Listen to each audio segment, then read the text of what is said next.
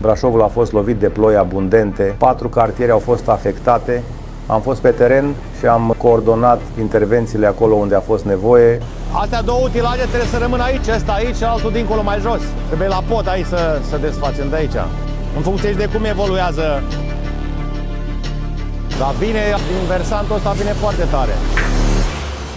Ce faci? Dar muncesc. Nu te chinui cu asta, că o să băgăm utilaje să curețe toate lucrurile astea aici.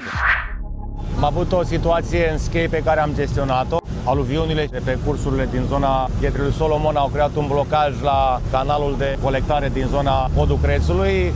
Am intervenit acolo și am deblocat situația. O să trecem după aceea la curățarea zonei. Avem situația din triaj, avem și acolo intervenție și controlăm situația. În noua este de asemenea o situație pe care o monitorizăm.